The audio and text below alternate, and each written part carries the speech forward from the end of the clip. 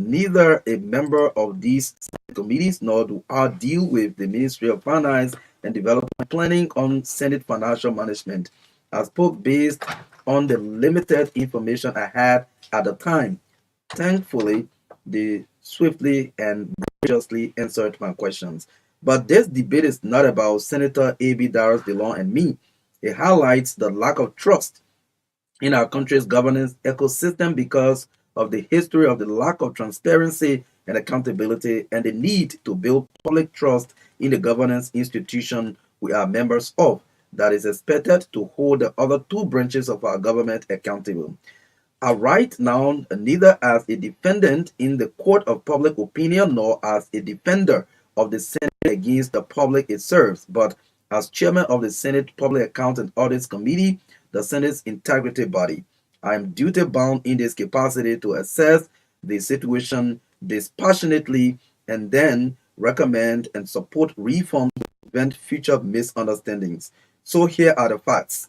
Mhm. One, the MFDP, that's the Ministry of Finance and Development Planning, issued two checks in favor of the Liberian Senate operations account at the Central Bank of Liberia on June 5, 2024, totaling And the main one that you're going to. yes, totaling US 565,000. Check number one was US 290,000 for 4 constituency visits in the year. Check number two, US 275,000 for committee engagement and Senate retreat combined. All funds are approved budgeted expenditures in the fiscal year 2024 budget signed into law by the president. Two, the US 290,000 is the total appropriated this fiscal year for 29 senators' constituency visits, a long-time practice. The Secretary of the Liberian Senate had written the Finance Ministry on May 3, 2024, requesting an allotment for legislative constituency visits for fiscal year 2024 based on the Senate's approved appropriation with budget code 224118 in the fiscal year 2024 budget signed into law by the president. He says, see the exhibit that is, he placed a document there. Yeah. The Ministry of Finance finally made that allotment a month later on June 4th and disbursed it on June 5th, the eve of the Buchanan retreat. It was from this request that each senator received US $10,000 for their constituency visits for the year. This confirms Senator Prince Moi's statement as chairman of Ways, Means and Finance Committee that 29 senators had received $10,000 for constituency visits. According to Naval Partners for Democratic Development, a prominent civil society organization dedicated to promoting accountability or accountable democratic governance, lawmakers, this is quote, lawmakers held town hall meetings and visited their constituencies, advocating for local issues and ensuring their constituents' voices were heard. Is it possible you scroll down where he said, Go where he said, my office assistant, I've instructed my chief of office staff to return the money back to the central I have bank. not seen that part. I mean, continue. If you found it, just show it to me. Okay, hold on. Because hold on. Yeah, be scrolling. I'm scrolling. I'm not seeing it. Yes, you will see that. It said, I've instructed my chief of office staff. Was it in the same post? In the same post. Yes, in the same post. In the same post. That's the key word there. That's why I say. Yeah, that's what I'm looking for. Okay. Continue with another paragraph while I try it. Yes. Yeah. Please be checking. Yeah, I will. I'm certainly sure. So this he said the US 275,000 was for the Senate's various committees, legislative work and hearings for this section and the Senate retreat combined, which makes it unclear exactly how much was spent on the retreat itself. The Secretary of the Senate wrote a second letter to the Minister of Finance on June 3, 2024, requesting an allotment of US $275,000 for legislative committee engagement from the budget also, which he placed the call there, and Senate retreat budget also.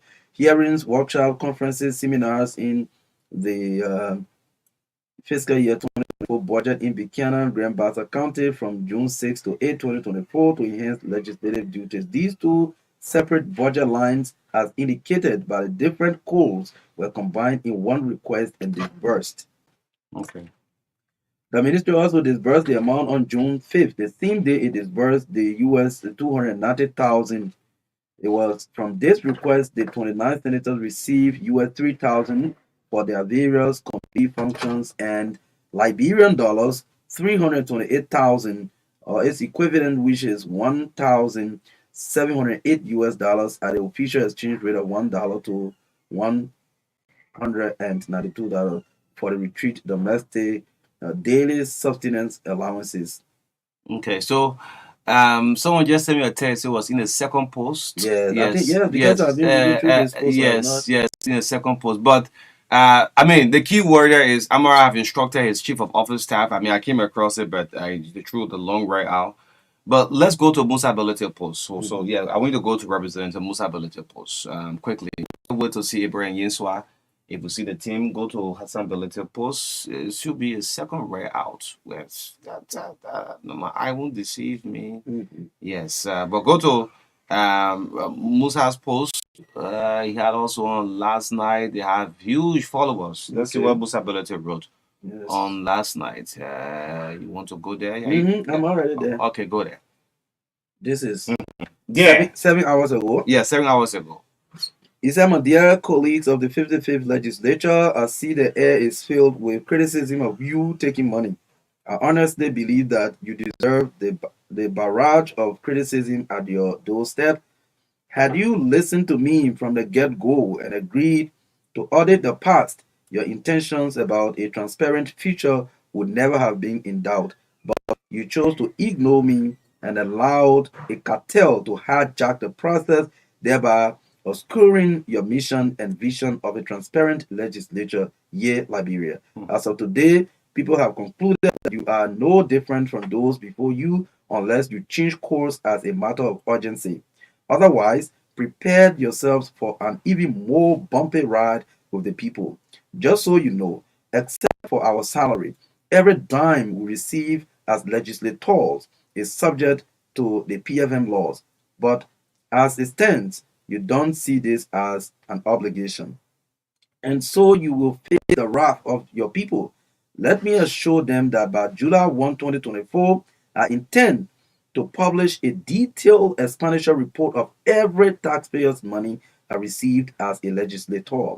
Only if you had made known your intentions of a transparent legislature, it would have been more straightforward to ask the people to wait for our mid-year report. I hope you have learned a valuable lesson. Summon the courage to join me in auditing the past as we set out to create a better Liberia. Okay, so yes, I have come across Amara. Okay. So Amara's in a chat with Martin Colley, right? Okay. Yes. So yes, I know people listening and say, but what is this thing Amara said? I want you to go to this. Yeah. Okay. Yes, So he responded under the comment of Martin Colley post. Okay. I've given my chief of office staff to go ahead. Okay. So this Yes. is what he said. He said, "I'm glad Mhm. my recent post gave you more facts than you knew. This should tell you that I will continue to push for transparency at all levels in our governance system. I'm ahead of you on the disbursement. I suggested it to colleagues and I have gone ahead quietly to do so. My assistant is on his way to the CBL to refund Liberian dollars 318,000 out of the Liberian dollar 328,000 they give us for domestic daily subsistence allowance into the government revenue account. I have many 1,000 I don't know what this is. $1,704 I have earned over the years. Nevertheless, no law says it's $54. If there is one, I suggest you post the specific section. Travel rates are not legislated. Well, I think the key thing is instructor is the chief of his assistant. His assistant is on the way to CBL to refund the 300. So that is Senator post that one on his page. But because they want. It was a comment. I mean, people take it serious. Yes, but you also have to post. Amara, I think we have done well. We'll talk about 10-15 minutes of our time reading out. Many of you feel that the media is strongly against you, but this is happening. So also take to your social media page the deposit check from your office assistant. You can also post it for us. Then we'll pick it up for the rest of the senators. Where is AB? I'm not seeing AB. Yeah, he's here. I told you to Okay. come here. So the rest of the senators that will say, but if Amara is returning this money back in the government coffers, then maybe this is not by law. If it's this by law, why is it you want to return it into government coffers? You know. So Representative Musa Belete again, I've said, let's have an audit. If we audit this one house, this should not be happening, man. Will not be happening. When coming. Yeah, come here, sir. Yeah. So this is it. I mean, Again, this morning, the Senator Connor, let's make it clear for the public to understand. The money that the senator returned to the central bank is not the 10,000 received initially, and it is not the 3,000 received for legislative work or function. Get it clear? The money he returned is the DSA for the retreat. Hello? The money the senator ordered to return to the central bank is the DSA. That's the 300 something thousand Liberian dollars, not the 10,000, So- not the 3,000. the thing is that we didn't know all of this Yeah. and making it too high. So the public is confused now. All of our senators. The simple way I say it. The honesty. The DSA that what he returned. 13,000, yo. That one, that one can go by. Yeah, that one. You know, Senator Johnson can return that money. But man, would you want to look at 13K? But you know, no, when you- it's not possible. when you- Sarah Dillon can look at 13K and send it back. Only sometimes we should say the truth. to Yeah, our- but that's it. sometimes we should say the truth to our Liberian public, our Yeah. people. Some of this money we just hear the name and we get angry immediately. Yeah. So the truth is, when the people are crafting the budget, they put these monies in the budget. They review at the legislature, the House pass on it, go to the Senate agrees, send it back to the president review and sign into law. So that money is in no way illegal. But the reason why it's giving too much public attention, because both of them initially wanted public growth, right? Transparency say anything we're doing there will tell the Liberian that what's offering them. Yeah, so they have Yeah. So, So when you receive the money, say, okay, for transparency's sake, we have gotten this. That's why embarrassing them. So that's why we were back on Musa Berete's call for Yeah, an audit. audit of the legislature. Why- Yes, let him. Let Lingo to our guy. But the audit have been there. There have been a systematic audit. Maybe we'll do that on Monday. Yes. Yes. There's been systematic audit by the GAC already at the house. But the one Musa is calling for national audits, a full comprehensive audit. I don't see it working easily. Yes, everything is why is here. So you started the thing. What happened you? Yes. Anything you do, your post on Facebook, so it's going back, it's playing back.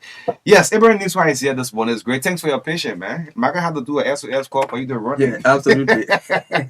Yeah, so good morning, Chief. It's great to have you this morning. Oh, okay. Yeah, that Oh, checking but, that. Captain, you. Yeah, like captain. And we're doing a protocol. Yes, but it's great that you are here this morning, and thanks for always being open to the public, discussing critical health issues that borders on the safety, especially the health of our public. So it's great again to have you here this morning to talk about. Since the last time you and the team were here, start practicing the name of that disease.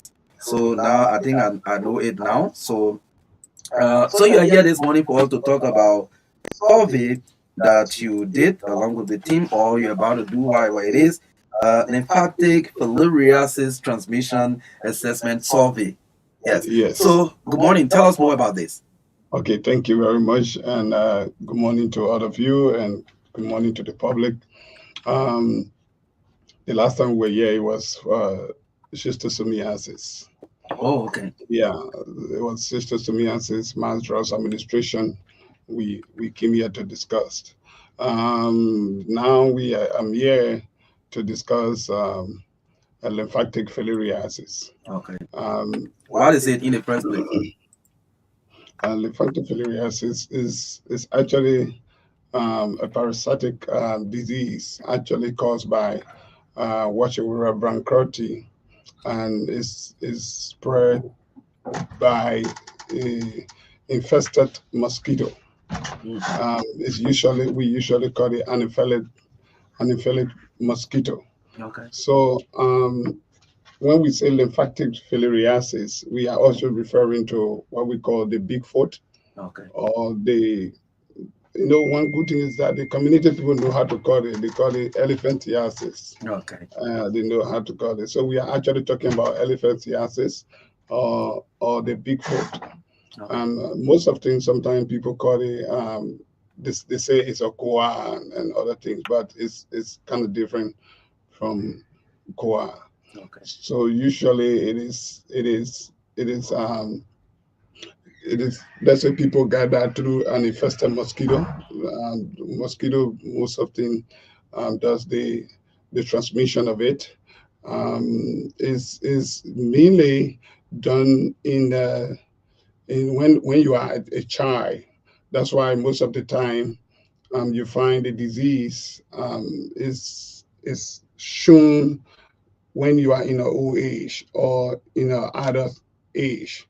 So that's why you don't usually see it with little children, because the disease, it takes time before it manifests. Okay. When you are infested, even from childhood, it takes over, let's say, 6 to 8 years or even 10 years, depends on your immune system before it begin to manifest. And that is the reason why we can see the disease in adult instead of children. But even though the infection starts from childhood. Okay, so now one of the reasons we here is that we've been conducting transmission assessment survey. But just before going to that, let me just give a short overview of the how lymphatic filariasis program started in Liberia. Okay. In 2010, we conducted a mapping um, of the disease in the country, in across the 15 counties, and the results of that mapping shows that um, the disease is prevalent in 13 of the 15 counties. So only Bombing and Bapolu, you cannot find the disease. Or during the mapping, we were not able to find the prevalence of the disease. So all of the counties are endemic of lymphatic filariasis. Mm. So since that time, we've been trying to provide an intervention in order to see how we can eliminate the disease in the country. And we've been conducting mass draws administrations as recommended by WHO, that it is the best way to eliminate is to provide preventive mass draws administration. So we've been doing that since 2012. We've been distributing drugs, providing albendazole to the population, and the target population is actually from age 5 and above. That these are the people that have been receiving the drugs, and it's been distributed in every community. We make sure that we cover all of the communities in the targeted counties. So we've been doing that over years, and per WHO recommendations and guidance. If you have conducted MDA after, let's say, 2 or 3 rounds of MDA, you should be able to conduct sentinel site survey. So from the initial stage of the program, we have selected let's say what we call sentinel sites. Sentinel sites, those sentinel sites are sites where we find a site selected to be able to monitor Okay. the intervention that we are providing. So after every period of MDA, we go and collect sample blood of people in that community to see Okay. whether the drugs is making an impact or the intervention is making an impact. Okay. So we've been doing that. We selected sentinel sites, that means specific communities, and the requirement is that those communities are uh, the communities that are highly prevalent. Okay. So we selected those communities, and when there is a sentinel site survey, we also select other communities that we call the hotspot communities also. Those ones are not permanent. We can select them when there is need or when we are conducting a survey. Okay. So we carry out these activities after every 2-3 rounds of MDA. And we have done that over the years. In fact, we've done that over the years. So the result can tell us that, okay, these counties were high when we did the mapping, but since we conducted the MDA after 3 rounds of MDA, we discovered now that there's reduction, drastic reduction of the disease in the community. Okay. So that can tell us that we are making a significant progress. And just sometime in 2022, we conducted transmission assessment survey in 6 counties. The 6 counties were Lofa, Nima, Grand Gila River G, and some other county now. So when we did that, we discovered that, let's say Basso and Riverset. Okay. So when we did that, those when we did that, we discovered that those counties had reached to a significant level of elimination. Okay. Because when the result shows that there's no transmission actually is going on in those counties. So that speaks to the point that Liberia is making that significant progress in eliminating lymphatic filariasis. So now, after the 6 counties, we conducted pre-transmission assessment survey. So that according to the protocol or the requirement of conducting transmission assessment survey, you must also do sentinel site survey and pre-transmission assessment survey. Okay. So it is the success of the sentinel site survey or pre-transmission assessment survey that can lead you to transmission assessment survey. It's like before you are in the 5th grade, before you move to 6th grade, you must make a pass. Yeah. And so that means you have met the requirement. And so that's how the pre-transmission assessment survey provide the eligibility for you to move to transmission assessment survey. So the activities we are currently conducting is transmission assessment survey in 3 counties, and the 3 counties are Bon, Mosorado, and Mankibi. Okay. Yeah, so we have deployed teams in those counties to carry out the transmission assessment survey. Now, what we do is that, there are many communities. What's the duration of the survey? It's about 16 to 18 days. Okay. Yeah, that's but it depends how fast the team move. If they're done, they might exceed the number of days that we targeted, because each team is supposed to survey up close to 50, 60 communities. So and considering this is a rainy season now, so movement can be a bit difficult. So the team have to move to selected communities, and those communities are selected on we use what we call sample beta, survey sample beta. Okay. So that software is what WHO recommended to be able to randomly select the communities, because example like Magibi have 300 communities or 400 communities. If you have to conduct survey, how will you select those communities is to do to carry out, to use the sample beta that will randomly select communities for you. So you find out that from the selection, you may find that this SSB will select a community that is very far off. Okay. So it's kind of very transparent in selecting communities. So the team moved to those communities and engage the community leaders. Mainly those that we are actually targeting now in collecting the blood sample age children 6 and 7. Okay. Yeah, these 6 and 7 years old. Yeah, 6 and Okay. 7 years old are the people we collecting their sample and doing the tests. Because you remember I told you that an infection actually start From childhood. from childhood, Okay. and as you grow up to adult stage, you see the manifestation, because the incubation period of the disease, it takes very long time. It takes years. So sometimes you can be infested and don't even know whether you are infested until when you have reached certain level, or after certain years, before you now begin to see some clinical manifestation of the disease. So so the teams currently in the field and are moving from community to community to collect sample, and the key purpose for which we are here is to make our people to be aware that Okay. we are sending in the field So that that was are just a question I collecting. was about to ask: the Mhm, level of acceptance in the mhm. communities and the people's cooperation with the team.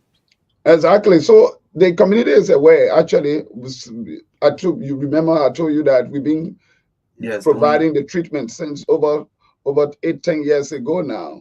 Mhm. So as the team went to the community and informed them that the drugs that we've been providing over the time, Mhm. now we've come back to do tests to see whether the medicine we are giving you is making an impact, Okay. and whether the disease is being interrupted, and transmission is being cut up. So we also want to see whether transmission is still going on or not, or the decline or drastic decline of the disease in the community, and we want to find out all of these things. So that's why we are here, and so they provide the information. That's why we are also having social mobilization team that move ahead of the survey team. Mhm. Sometimes they talk to the community, mobilize the community, engage them, tell them the purpose and the importance of the survey. And so when the community accept before the team Mhm. can move in. So with your question of acceptance, yes, the community is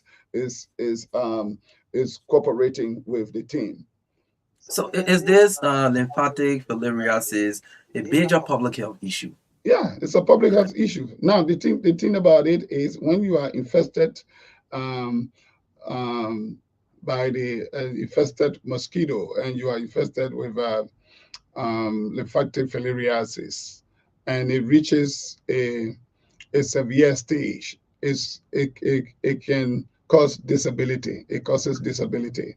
So you who can provide for your family, but when it reaches the severity, you are not able to provide for your family because your legs will have been big, and you are not able to walk on it. You are not able to do anything. It's like now you are restricted to be in one place. Is there any statistics of persons with that disease in the country? Yes, we have, as I told you, we have data regarding that when we did the survey. So when we did the survey, we have close to 4% of our population infested with the Close to 4%. yeah, That's a good number of people. exactly, Okay. of people infested with lymphatic filariasis, and So, that is the reason why um, we are now providing mass drugs administration, so that as a preventive intervention. okay. Yeah. That is good. But people listening will want to know the period of these ongoing activities because they will be prepared to receive, especially in the three countries that you are conducting this. Can you say when it's going to end? So it's supposed to end by the end of this month. Okay. Yeah, by the end of this month, the activities should be finished. So That's just in case these places are not covering total, you extend the days? of course because we expect the team to reach the every community that have been selected. So it's not we expect the team to reach every community and not to bypass any community, because that's the essence of the survey, to Any make sure that we reach every community that have been. any monitoring measure to ensure that the outcome expected by the ministry is achieved? Yes, we have a monitoring system in place. First of all, the data that is being collected, as they collect the data in the field, they put it into the let's say forms. We are using form in the Okay. software, and those are national, even internationally, are monitoring the data to Okay. see. So, and when there's a problem, they they will immediately inform the team. Like this morning, there was one of the teams in Bum County were having some issue, and that was settled this morning. We were able to call them to see what approach they can use to be able to settle that problem. So the thing is, the team we you see the clothes are in right now. I'm also I'm going to the field right now. I'm on my way to the field because trying to monitor the the survey to make sure that the teams are doing the right thing. What message do you want to send to people in the 3 counties where the survey is being done in a clear tone? What do you want to tell them about this survey? Okay, now the what we want to inform the community of is to continue to coordinate and collaborate with the team to support the team as they come to the community, that the target group of children that they are collecting the sample from are 6 and 7. So let please encourage our children, and the work they are doing is not harmful. It's not something to harm anyone. It's intended for us to know whether the treatment we've provided, the drugs that we have given to them, that particular drugs where they measure you with a stick, is the drugs now that is the drugs now we are trying to authenticate whether the drugs have made a significant impact in the community, and the disease, whether the disease is being interrupted or there is drastic reduction of the disease, and there's no more transmission going on. That's why we want to find out, and that would also help us at the end of the survey to know if there are issues. If we discover that there's no progress being made in some counties, that would tell us to design, or to, let's say, design new strategies, and to see how best, what approach again we can use in order to help interrupt this disease or transmission in the community. Okay. So that's the reason we are here to inform our people to please, we are encouraging you, all community leaders, stakeholders in the various communities, to please work along with our team. This is intended to help understand the work we've done over the years, to see what impact we've made, and to ensure that whether we are making significant progress, and also see whether the drugs we are also being providing over the years is also making significant progress. So let's take just 3 calls, and just 3. And please, if you make your call, just go straight to the point. 30 seconds. We are almost out of time. We have Mr. Abraham Yensua here from the Ministry of Health. We are talking about lymphatic filariasis, that we commonly call elephantiasis. Sometimes people say Bigfoot sickness is what we're talking about. So we'll take 3 calls and just go straight to the point. Good morning. Good morning. I'm Hartford Michael. Thank you very much to my boss. And this is why we want to encourage the people for the use of mosquito net. What they just heard the boss talk about mosquito, you get a signal to mosquito, make use of the mosquito net, sleep on it. That's why it is very uncomfortable during the dry season. We also urge the government to make coverage available. Thank you very much. Okay, thank you. Let's take this one. Good morning. Good morning, Maka. And let me say good morning to that. This is Abington Weaver. Oh, Maka, that made a statement. I want to get a clarity. He said the disease, so that the cause before we call the federal entity and all Goa. Tell my question to you, Peter. No, he said it's different from Goa. It's not Goa. Yeah, it's not Goa. Goa, he said it's different from Goa. Yeah. Because, yes. So he said that there is no prevention for it, but the medicine is taking. They didn't say there's no stop. The man didn't say there's no prevention. If there's no prevention, why are they giving preventive measures? No, he said the medicine to prevent. He said our children so that they matter. So do we know the level of the children? Well, Abby, sometimes I listen to the conversation very keenly so we can misinform the public. He did not say there's no prevention. If there's no prevention, why carry on the mass drugs administration? So, yeah, please, you make that clarity for the public. Let's take the last one. Good morning. Okay. Okay. My question is, how will you know that these are the drugs were given to them previously? What are they identity? Okay. Okay, that's good. That's a good point. Thank you, Honorable. Thank you. Yeah. So his question is the sample you collected during the survey. How do you identify that these were the people that will give the preventive drug medicine to? So they are the one we are getting the sample from to test. So let's get you quickly. We have at least 2 minutes to go. Okay, thank you. So thank you to all the callers. Now the thing about it is we said we are giving the drugs to children 5 years and above. Okay. Okay, that means whether you are 100-year or 95-year-old, you are eligible to take the drugs. So that means that those that we are taking the sample from falls within our range. Now, the part of it too is that the team can ask whether you are being taking the drugs over the years. They all of the question, and you've been living in the community. So there are other questions that within the process when they enter the community. So yes, the team can know whether the person had taken the medicine or not. Okay. The other caller who talked about prevention, and you have already responded to him. Actually, we said the drugs we are providing or the mass drugs administration intervention is a preventive measures. So if I didn't say that There's no there's prevention. no prevention about that. So please let get that clear. And I think there was another caller. Yes, so far I think the first caller appreciated you and Okay. cautioned the public to get used to using the mosquito nets. Exactly. The first caller, I'm glad that he brought that up because mosquito net is one of the preventive measures because that would not allow mosquito to bite you. So it is important Is there a special mosquito that carry this virus? Yes. That causes the disease. Yeah, that's what I said. Is the Anopheles mosquito. I thought I seen one that can be giving you malaria too. Yes, malaria also. Yeah, that's the same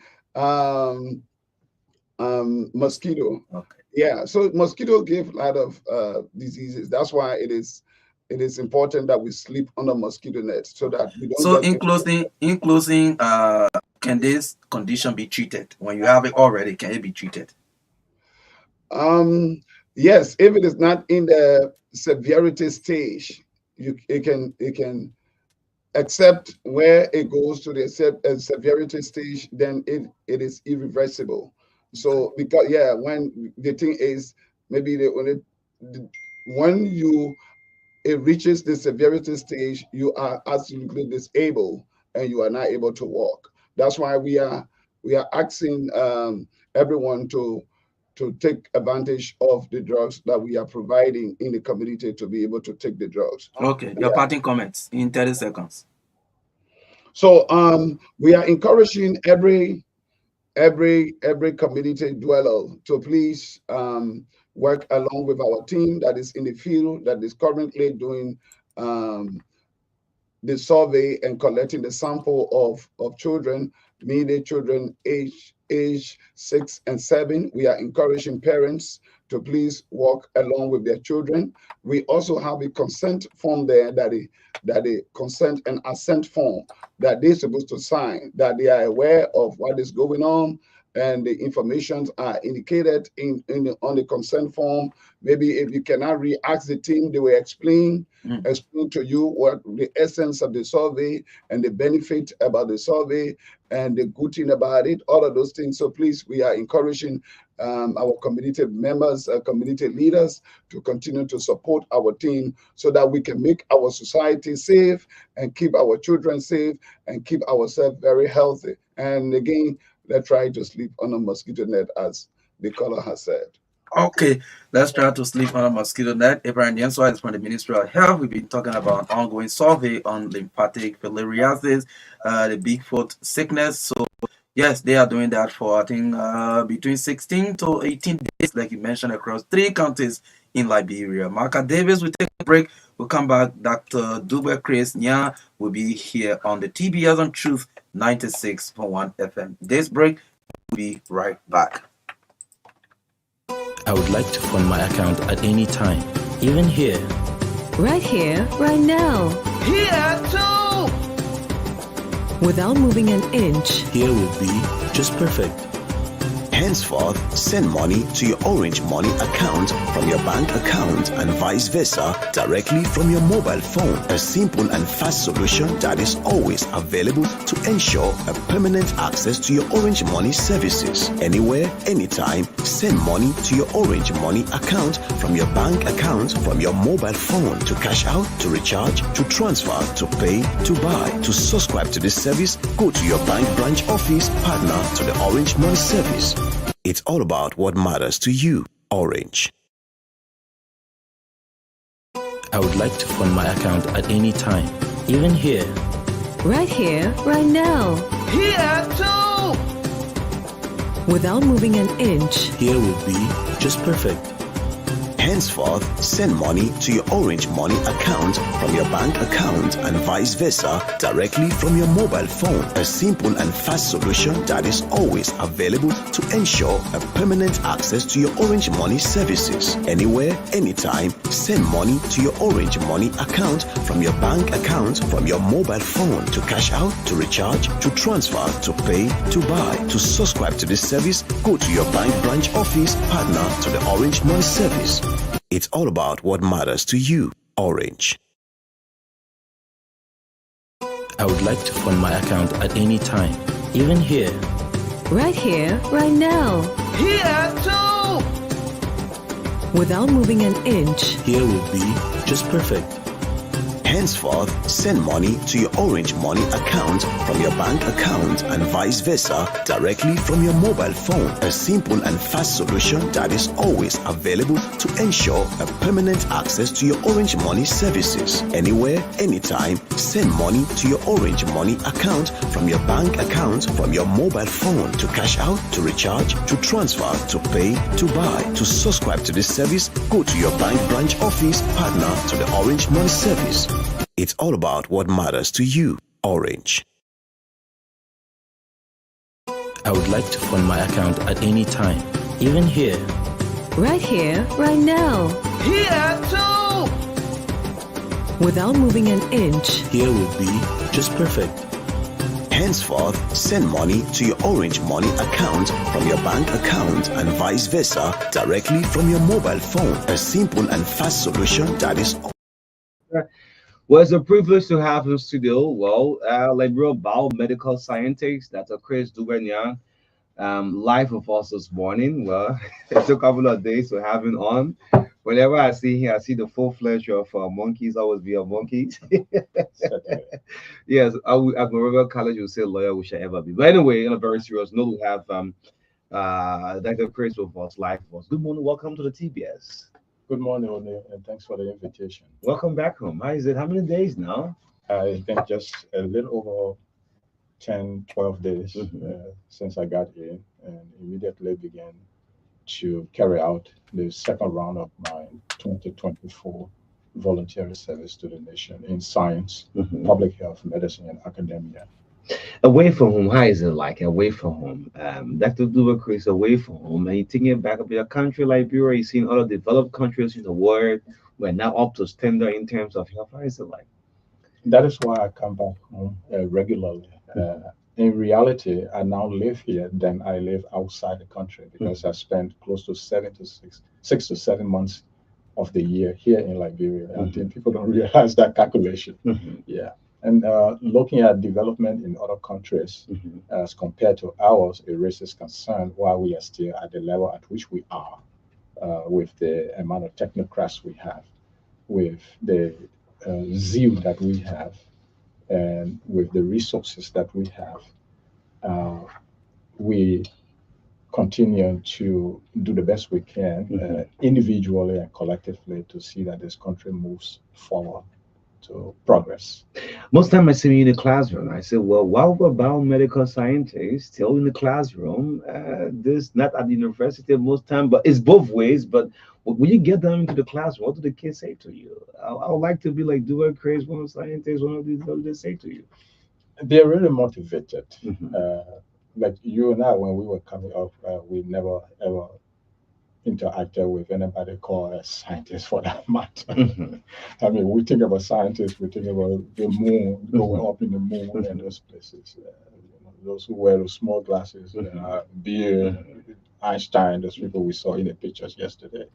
We never had those opportunities, and we yearn that we could, one day come in contact with such people. So being from, this country and an African, I thought it's important to not just be at the university level in the advanced countries where I was trained as a scientist and a medical doctor, Okay. but to come down to the very nitty gritty lowest of our educational ladder. And so I go to the high schools, to elementary schools, and of course, the tertiary institutions. The first time I went to MC, our alma mater, Morovia College, the students were whispering, some of them at the back, scientist, is he real? Is he real? He's a scientist. So after they came up, and we did a photo shoot and everything, and one of them touched my hand, and the other guy is real. He's real. So, I don't understand why they would think I'm a spirit or something somewhere around. But it's fascinating. I mean, all of that is evidence of what people think. Some people think what we were thinking when we were much smaller and never came in contact with such professionals in the sciences at the highest level. Great. So let's go to issue of national concern. Quite recently, the Liberia National Police tried to enforce this no-go zone where people have to wear helmet if you ride with a motorcyclist. And there was huge criticism. Well, if I wear the helmet, Richard, let's hope you pull this picture up. I just saw you on motorbike. Take the helmet for one person, or rather take it from his head and give it to the next person. Any transfer of disease? It's quite rare, very, very rare, and almost negligible under certain conditions. All over the world, in many countries, there are these are means of transportation, bike riding, where you have multi-riders sharing of helmets.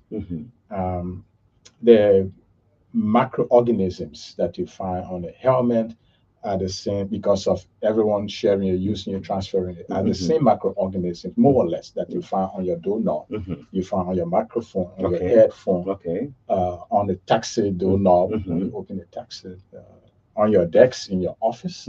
They're all around on our skin. There's like Staphylococcus, Streptococcus, E. coli. They're all around us, and they don't necessarily cause any particular risk or outbreak when we talk in a public health medical sense. And so a requirement, to have people sanitizing and as if it is an outbreak period is actually questionable. Diseases are not transferred just simply like that. These pathogens that I have just named are all around. Again, you will have to then ask the taxi drivers how you manage it every time to come out and wash sanitize their doorknobs before the next passenger. So let me ask the question though: the Liberia National Police trying to promote this thing, wear your helmet, then Enfield on the other hand say you must have your sanitizer, you must wash your hands, you must do this, you must do that. I mean, how is it working? I think we discussed this before. And now I'm in studio, and you asked me to come in to read it. First and foremost, I 100+% support the wearing of helmet. It is for safety use. I had proposed this when I came from Rwanda about 5-6 years ago. Publicly. Wearing of the helmet. Wearing of the helmet. I wore a helmet in Rwanda when I was going to lecture and do some workshop at the Rwanda Military Hospital. And I found it very fascinating because it was well organized. The driver or the motorcyclist conductor wears a helmet. The passenger wears a helmet. The motorcycle driver wears a reflective jacket. Right. And when they are plowing the street, they don't weave between cars. They're so organized in Rwanda if you have three of them, once they see each other, they occupy a space of a car, Okay. and begin to go, except maybe they want to change lane and then put, disembark their passengers. But they don't, like I see Playing in between the Liberia here, where, cars, those things I think the police need to be concerned about. How these motorcyclists plow the streets is of safety risks to the motorcyclists and safety risks to the passenger and those who are in cars and pedestrians. They even go on the sidewalk. If there's traffic jam, they use the sidewalk that is meant for pedestrian in this country. Those are things the police really needs to take control of. And so from the onset, I did support, and I do support the wearing of helmet. Okay. Why? Because it is of safety reason. If you don't wear a helmet and there is an accident, you have more chances of being injured at the level of your head and Okay. other parts of your body. But we're talking about head injury at the moment, where you could have laceration, you could have concussion, you could have a fracture of your head, the skull. And I'll try not to use many medical terms here so Yeah, that the because simple I'm person just nodding my head can now. understand that. Okay. And so, when we say fracture, we mean when the hair break Yes, apart, something like that. And so these are things that we're trying to prevent. It is also analogous to wearing seatbelt, where if you don't wear seatbelt and there's an accident, you who are not wearing seatbelt will be thrown out or around. So it's a safety reason. Safety reason. Yes, to protect your head. So then it comes to individual safety, because if you're not wearing and I'm wearing, I am particularly safe and you are at a higher risk. So it's an individual thing. But because if you are injured, you have to be taken to the hospital. It will probably be a government hospital or some private, semi-private hospital. That poses an economic burden on the government. That poses a health burden on the government. That poses then in return a public health burden on the government. And that is where public health should be concerned. You as an expert, let me just go to a release here from Infield with this in cyclist thing. Cyclists should avoid placing their gloves inside the helmet. Passengers should consider covering their heads before wearing the helmet. That is great. You must use a sanitizer, if possible, a nose mask for additional protection. Passengers who frequently travel with motorcycles should consider carrying their own helmet and sanitizer spray. I mean, this is coming from a public health institution. Is this undermining the effort of the police, or because with all this demand, I mean, it's a little bit difficult. Again, from my experience in other countries like Rwanda, Kenya, Ghana, I'm looking at Africa presently. Yes, I mean, Africa. you have that in Asia also. Okay. There are not these kind of requirements because it's just as I indicated from the beginning, the group of pathogens you're talking about, they're just class 1 pathogen. They are not even class 2 or 3. Class 3, class 4 pathogens, which we are concerned about, that are of health risks, that are of national security risks, like COVID, Ebola. Those are things that you'll be concerned about. But what we normally find on these helmets, as I indicated earlier, are pathogens, bacteria, viruses that are all around us, and they will not cause any. They may not cause any disease. No disease transfer. Disease transfer, just like that. We have communicable diseases and we have non-communicable diseases. Okay. So these pathogens, some of these pathogens are also not communicable. So I think public health authorities and medical practitioners like us should be in a position to look at the science, to look at the pathogenesis, how these things are transferred, and appropriately guide the other government entities like the police. Also, there's been no study, to my knowledge. Meaning any research? Any research that shows that. That shows that wearing of helmet and all that have caused health risks and an outbreak. I haven't seen such study. If anybody sees that, send it to me. We will discuss that, but I haven't seen that. So Also, there have been no study done by any entity in this country, including the Public Health Institute, Mhm. to warrant giving such an advice. You must give this kind of professional, technical advice based on facts and evidence generated from studies and peer reviewed and validated.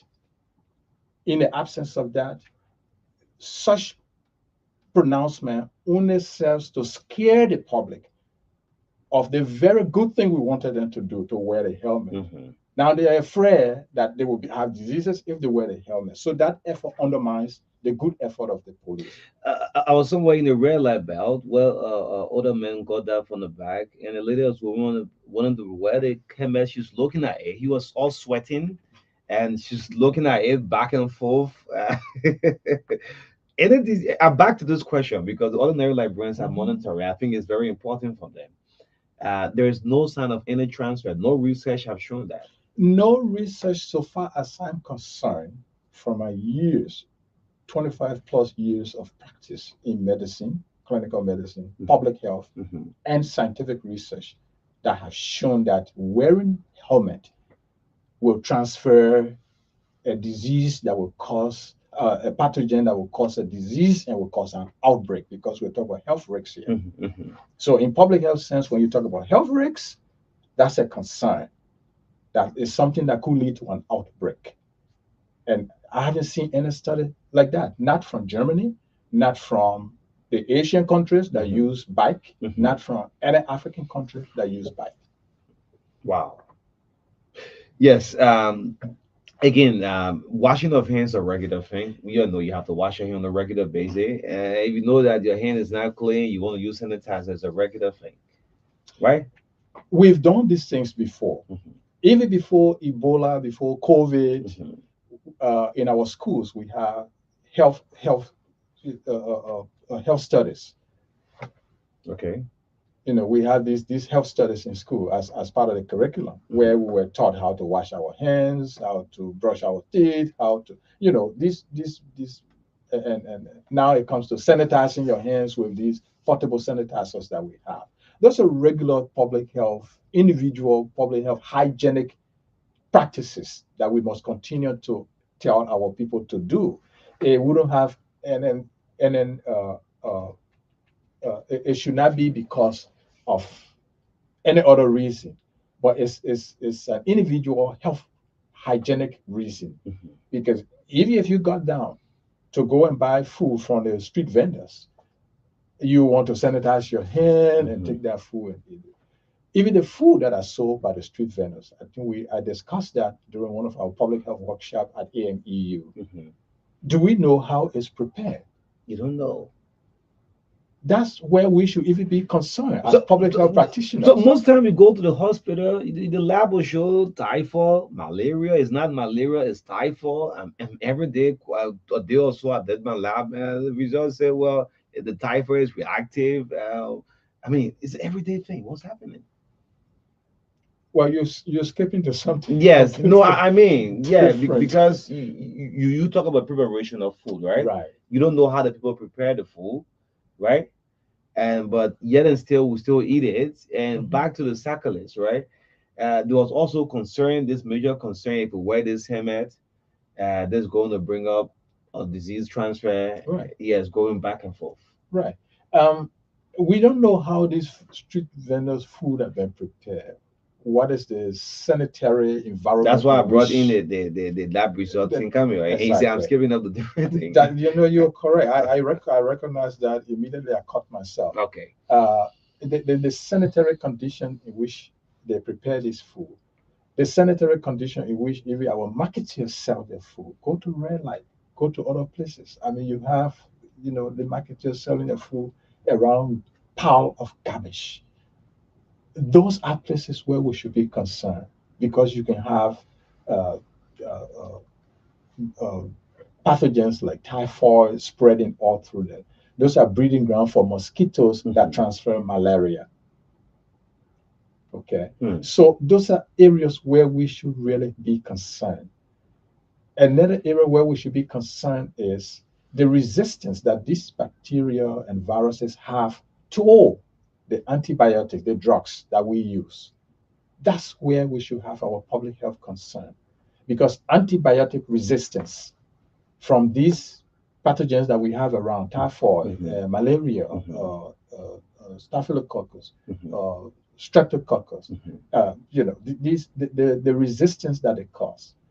We should be concerned about that, because then it means that the medication that we are using are not capable of killing them, right? We take the medication to kill them. them. The other way around is it's also possible that these medications themselves are not too effective that we are bringing into this country. So there are two, multiple ways where this antibiotic resistance comes from.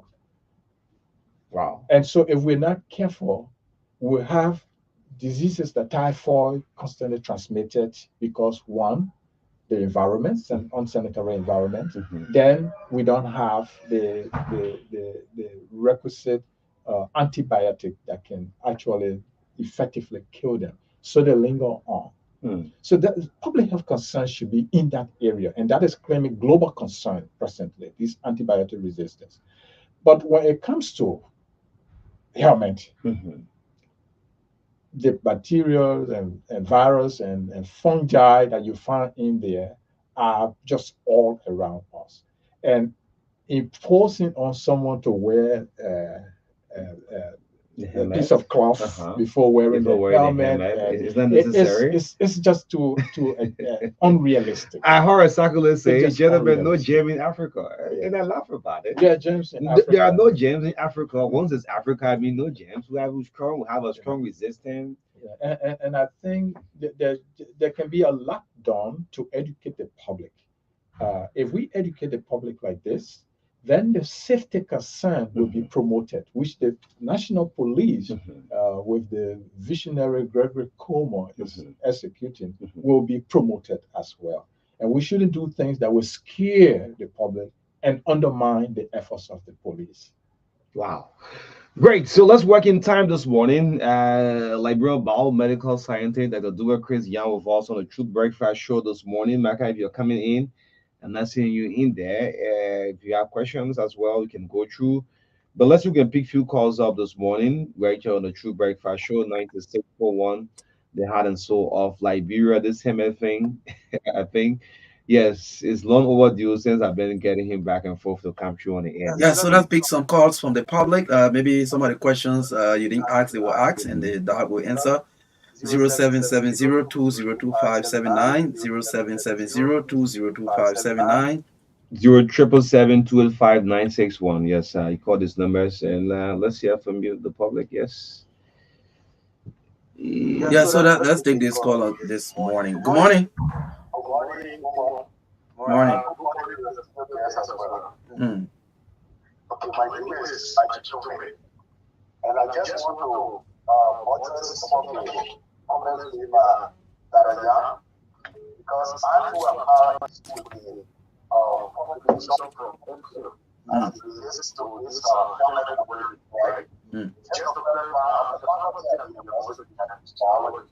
Okay, so I was thinking, if for any reason we are telling people to sanitize the government all the time, it feels like we are in an outbreak period.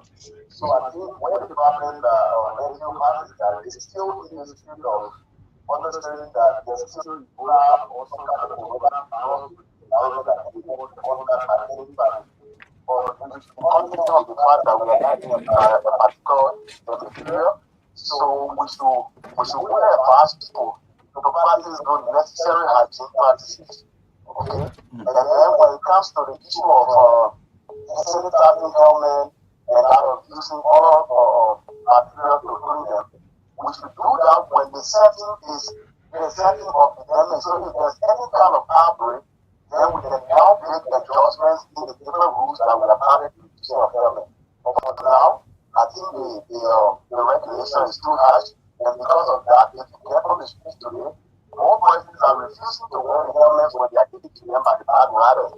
And in fact, it's impeding the regulation from the police, because the bad riders are arrested for their passengers not wearing helmets. But the helmets, the passengers who are refusing because of the health implication that they are facing to. So I think there's a need to bring both people from NGO and out of the police to the studio so that this matter can be outside to save the population. Thank you so much. Okay, thank you so much for your contribution this morning. You have called? Okay, go ahead. Come on. Okay, Good morning. Lawrence, hold on. Yeah, thank you very much. There is something, Bob, that I want to ask the question. Mm. How is hepatitis B transmitted? Is it by sweat or by ordinary thing? That's my question. Okay, I will answer. Hmm. Yes, when you take. Great. Yeah. That makes out Lawrence Yellow. Yes, Lawrence, you call the call back. You can go ahead and do so. Yes, Dad, you want to come in? Yes, thank you very much Okay. for the contribution made by my colleague Okay. in the sciences from the University of Liberia. And as he said from the onset, he wants to buttress what I was saying. Mhm. So again, this is where we talk about validated statements. And when you go through the sciences, you see that people check on each other and validate or question. And I appreciate him, not necessarily because he supported what I said, but everything he said it was scientific. And it just re-emphasized what I have said here. He even indicated that bike riders, passengers are refusing, to wear the helmet because of the same scare that we just talked about. And who's held responsible? The bike rider is held responsible for the cyclist is held responsible for the bike rider not wearing the helmet. And so it is a regulation that needs to be looked at, properly designed, and effectively and appropriately implemented. If not, we'll have the problems that I enumerated, that you have also observed, and that a colleague from the University of Liberia Science College who teaches lectures biology that I just talked about. I hope we can meet at some point in time during my stay here. Okay. If this colleague is listening. Secondly, in infectious diseases, when we talk about disease transfer, diseases are transferred through different modes.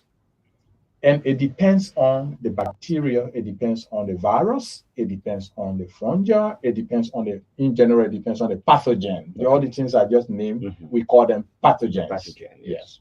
So some are transferred through respiratory means, some are transferred through blood, some are transferred through contact. Okay.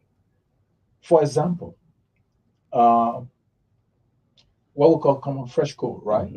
Is transferred through respiratory means, mainly through sneezing. If I sneeze in there, Maka is going to get tuberculosis is transferred through respiratory means. Same thing when I cough and cough and the air takes it to you who's not infected and you inhale it.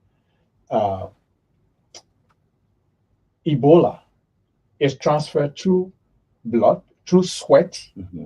Now, let's be very careful here because people confuse these things, and I think that is where professionals need to come in to really make this clarification. Let me come to the hepatitis. Now, the hepatitis viruses are a lot of them. You have A, B, C, D, E. Okay.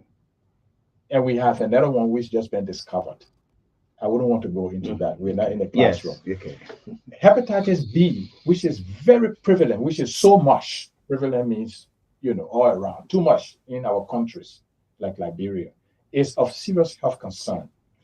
Hepatitis B is transmitted mainly through fluids, and to be specific, through blood fluid, through seminal fluid, vaginal fluid, and vertically from mother to child while the fetus is still the baby is still in the stomach. Okay. Now, there have been this question and some reports of sweat, it's transferred through sweat. We got that question when we first talked. Yes. During the first show. When you look at all of these fluids that we talk about, you may be able to find particles of these viruses or bacteria in those fluids. But what we look at is the viral load or the pathogen load, meaning how much it's in there that will cause a transfer. Now, for hepatitis B, which we are concerned about, is transferred through contaminated blood, meaning if somebody is infected and their blood is used for transfusion into a sick person that needs, or an accident victim that needs blood transfusion immediately, it's direct transfer. Direct transfer. Okay. And you have millions of those particles of that hepatitis B in that infected person's blood. If that infected person is a male and they have unprotected sex with an uninfected female, that seminal fluid that is ejaculated carries a lot of those also into that person. Now, when you look at the histology, the biology of it, the vaginal lining is a smooth lining. It's a different kind of epithelial lining. It quickly absorbs the virus. Okay. Then you will have on the skin. On the skin. Okay. The skin is an epidermis. So it cannot ordinarily penetrate the skin. Okay. It cannot ordinarily penetrate the skin. Now, if you have laceration on your skin, if you have a cut on your skin, and let's shift a little to HIV, for example, like doctors having surgeries and they have, mistakenly cut themselves and they're having surgery on an HIV infected person. Yeah, that cut, you remember? It's a direct transfer through that cut into the blood system. So without any cut on your skin, you can put an HIV blood here. It will not go through. You can have a hepatitis sweat here. It will not go through. Okay. So we should be very careful how we make statements, and our professionals should be very careful how they make these statements. It has to be done, and through years of experience, years of studies, knowing these little things that we are talking about before you come out to make such public statements. Otherwise, you'll be deceiving the public, you'll be scaring the public, and you'll be undermining very good policies like helmet wearing that is meant for individual safety. So this is where we have the situation of individual safety in line with individual hygienic practice that we should be promoting. Wow. And that's scaring the public out of guessing, out of non-scientific, non-evidential statements, no research. So, Daraya, you say this to put away fear or perception that when someone who has hepatitis B wears a helmet and sweat and another person wears it, there's a likelihood that you can contract the disease? Yes, and less likelihood. It's very negligible. Okay. In science, we are not always absolute. Unless we do studies, and we do studies that provide the facts and the evidence, and if research shows that, research reviewed by our peer to say, yes, I did the same study in line with he did or she did, and I found out what he's saying is true. Then we can make definitive. In other words, that release for info was a little bit scary. The release for info, what is use spray, use your your sanitizer, wear gloves, and this and that. But anyway, we'd like to say thank you so much for coming through this morning. You're in and out of the country, you get back. Most of the folks who follow you on social media see what you're actually doing for your country, what you're thinking about your health system in Liberia, and see how other international countries are progressing. Is worries you a whole lot.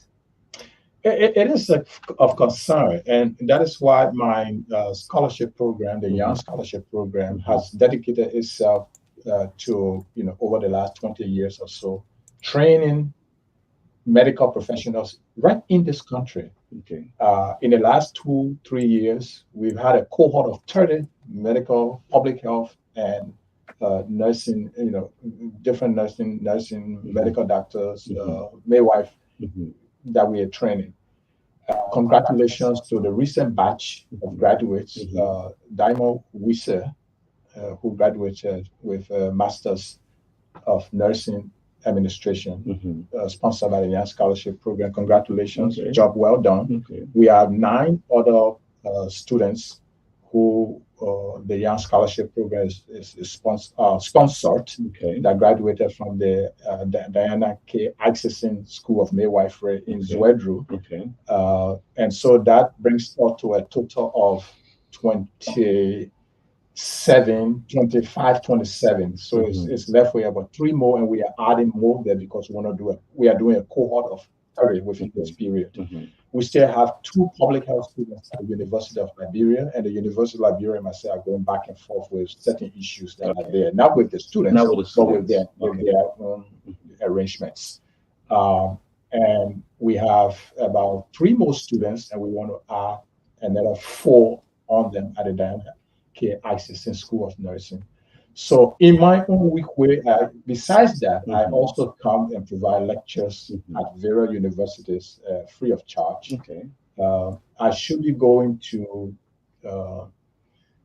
again, for security reasons. You should be traveling. I follow you off. I should be going to some remote. In Liberia. County in Liberia, and that I cannot announce right now. We'll follow to the social media. Definitely.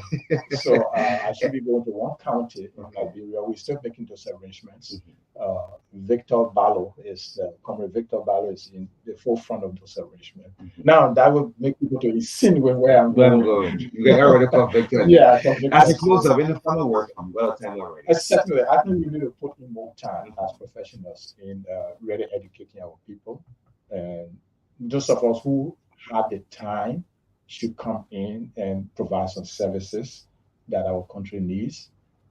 Those who have the time and don't know how to get around it can ask those who have done. And I've had a lot of colleagues reaching out to me. We are trying to organize this as a force, Not because I don't want to army thing, but that's my time, my personal time, personal resources, and all of that. Others may not have that amount of resources, so we also need agencies to come in to help, to finance such, because people leaving their children, husbands, wives, homes in other countries to come here for even 1 week. It's quite a lot, quite a lot of service. And I come here for this amount of months, 6-7 months. Yes, it's quite a lot. And so we need agencies to come in, philanthropists to come in and support that kind of effort. The government also needs to come in, because what I come to do here is for the government, it's for the purpose of the government. Those that are trained, those 30 medical public professionals will be utilized in our society. So when I come, the government needs to give me somewhere to sleep, a car to ride in. You see me riding motorbike. I see right. But I was on a motorbike. Of course, I mean, by all means possible. You should be an Elon Musk vehicle driving around. I'm telling you. And when I'm in other countries, there's very protective security. People know value. Yes, the biomedical science. The profile is not respecting illness. When I'm here, I have to care. Nobody know who you are. I'm in my own corner. So why you don't want to own a car here? Yeah, or do you have a car here, but you don't want to use it? Nobody has given me a car here. I have to bring my own car in the recent times, and thanks to the guys at the LRA and all other places that help, process the releasing of this man is doing a pro bono job. And this thing, Samoy, I remember the name very well, all of them that are at the LRA, Pajibo, etc., etc. But the photograph of you I'm seeing on the motorbike, it appears that you appreciate riding bike a lot. Oh, sure. It's the fastest means of getting around. You can sit in that car for 30 minutes, and within 5 minutes, you can reach using the back to where you want to go. So well, your safety gears, he said the fastest means of getting where you want to. Yes, thank you so much. I want to thank everybody, and I want to thank all the, mainly because of this period, to thank all the administrators and those who are conducting and helping me to conduct the Young Scholarship Program. Jeanette Sowu,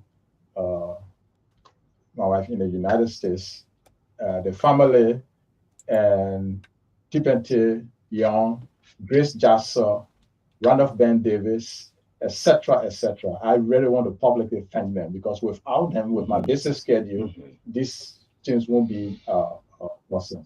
Again, congratulations to Diamond C. Wisse, very passionately. Congratulations to the other 9 graduates. And thank you, everybody that has supported our process. Thank you. This is love for country he's doing. Thank you, Michael. Let's look at our breaks. This is coming up right after that. I'll bring on the Paramount Women Initiative, Young Women Initiative on the last segment of the TBS. Yes.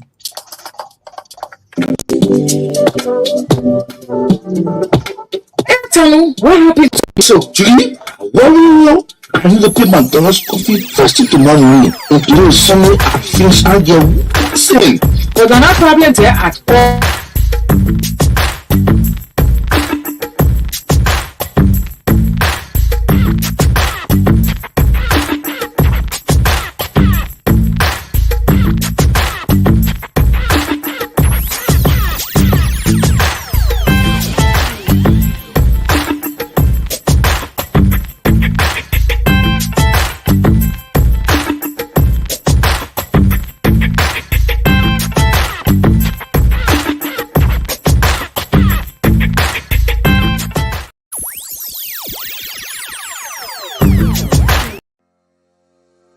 Introducing the Orange Money Card to Wallet service. How to transfer money from your bank card to an Orange Money wallet with the Card to Wallet service. Go to the Orange Botswana website at www.orange.co.bw and select the drop-down menu and click on Orange Online. This will open a new tab which will ask you to sign in. Click on Sign Up to register for the Card to Wallet service as a new user. Enter your name, surname, the Orange number and email address that will be linked to this service. And Naomi Tapia is next to sports this morning on the TBS, a regular feature of the show. And so let's welcome Naomi this morning. Naomi, good morning. Good morning, Maka. Good morning, everyone. LPRC orders defeated Invincible 1158 to 44 points in the first match of the first division category at the SKD Basketball Gym in Pingsville on Wednesday to make progress to the Big Six.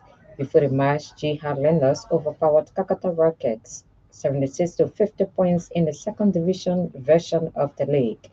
In the late first division match, LTC Bushwa Bulls came from 12 points down in the third quarter to beat Cestus Mungus by 72 to 64 points in overtime. The leagues continue this Friday in exciting fixtures as Invincible 11 is set to battle struggling commissioners at 3 p.m. in Friday's opening encounters, while LTC Bushwa Bulls will take on Bottomside Desert Knights at the SKD Basketball Gym in Pingsville in Friday's first match to continue the first division basketball fiesta. It will be an all first divisional effects as a Mighty Barrow will meet MPA Patterns in the day's last encounter at 7 p.m. On Sunday, Desert Knights and Cestus Mungus open the day's matches at 3 p.m. at the same venue. The second match will see MPA Patterns and LTC Bushwa Bulls in action at 5 p.m. and Mighty Barrow and Invincible 11 will climax out of the first division basketball activities at 7 p.m. While FIFA latest rankings are up and the Lone Star are the highest climbers by points up 37.47 and the biggest movers by ranks up 10 ranks. Liberia's new highest rank is 142nd from 152nd. Argentina, France, Belgium, Brazil, and England are the big five teams. Albania scored a dramatic stoppage time equalizer to deny Croatia a victory that severely danks the 2018 World Cup finalists' hopes of reaching the knockout stage of Euro 2024. In what was a chaotic but entertaining end to the game, the Albanians rescued a point when Klaus Jasula side-footed home in the 95th minute to send their supporters wide. It looked like the game who finished in heartbreak for Albania, having let slip another early lead. Kazim Laksi struck in the 11th minute and his side then defended superbly for over an hour as they looked on the verge of producing a major upset. But Jasula had the final say with his late strike, which means Croatia will now need to beat defending champions Italy in their final group B game to have a chance of progressing. Albania faced a tough test in their next game against Spain, but this is a performance and result that will live long in the memory of their fans.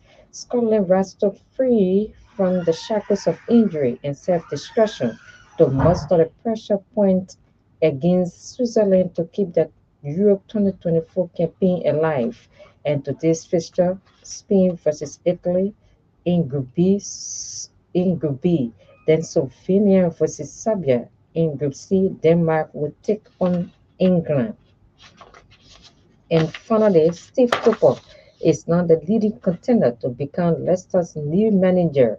The 44-year-old has been out of work since being sacked by Nottingham Forest in December, but has held further talks with their East Midlands rivals. Former Chelsea and Brighton manager Graham Potter and West Brom boss Carlos Corberán have also been considered by the Foxes. At the start of the week, Potter appeared to be front-runner in a fluid situation, but Cooper is now seen as the prime candidate. Leicester has previously tried to tempt Potter to the King Power Stadium last April before their relegation from the Premier League, but he was not ready to return to management just days after being sacked by Chelsea, having spent less than 7 months in charge. The Foxes won the championship last season and will face Tottenham in their opening match of next season. After the release of the Premier League fixtures, Leicester have been searching for new boss after Enzo Maresca's departure to Chelsea at the start of the month. The club were disappointed. The title-winning head coach left after just a season in charge, having guided them to an immediate return to the Premier League. That's all from our sports desk.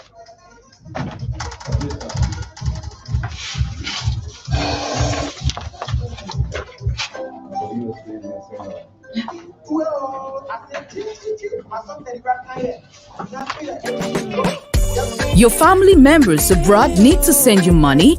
Worry no more. Henceforth, receive your international money transfers from Europe, USA, and South Africa made via Western Union, MoneyGram, and many more directly into your Orange Money account. At Orange Money, we are family.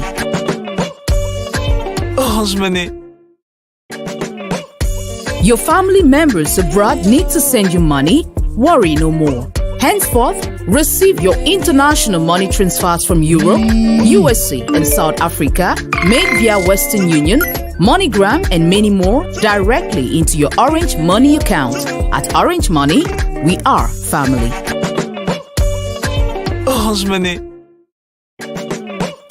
Your family members abroad need to send you money? Worry no more. Henceforth, receive your international money transfers from Europe, USA, and South Africa made via Western Union, MoneyGram, and many more directly into your Orange Money account. At Orange Money, we are family.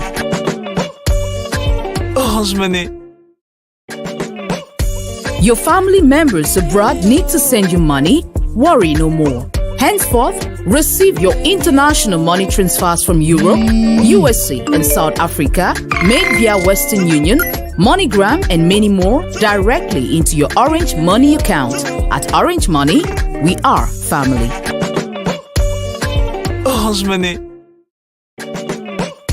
Your family members abroad need to send you money. Good morning, I'm G. Andy Chinsi. Thank you so much. Good morning, I'm Erin Sherman. Thank you for the time. Yeah, good morning. I'm Ambassador Collins Ure, Executive Director, United Youth Social Symposium for Education and Development, USED. I'm excited to be on this show this morning. Okay, Ambassador, thank you. Well, so welcome to all of you. Feed at home. This is Truth FM, where national unity begins. Thank you. Okay.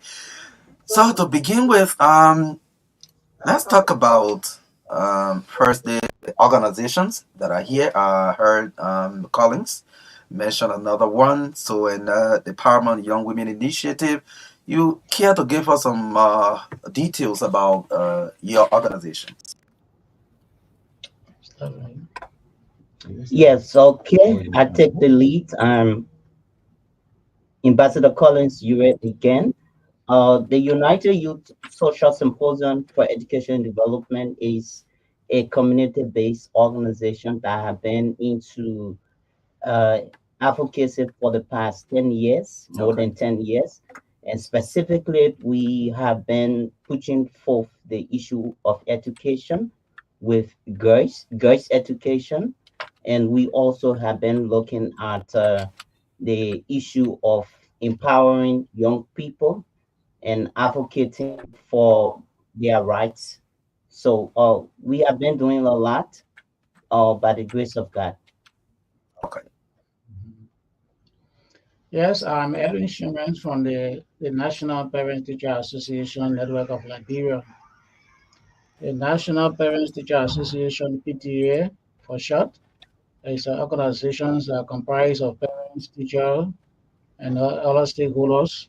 We work. Our role is to make sure that we have a quality and enhancement in our education sector through monitoring of our school environment and our learning outcomes. Okay. Okay, so thank you all. My name is Hawa C. Wilson, the only female among the men.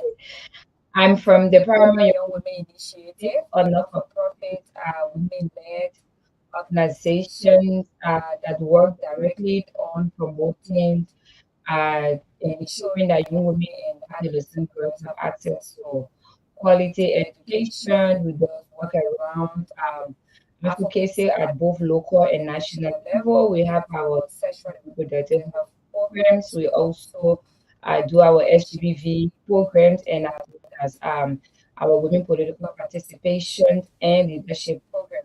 Primary Young Women Initiative has been in existence since 2005, and it all started on the ABU campus. And today, we are still around and still running in Liberia, and most especially now at the national level, and hoping to go international.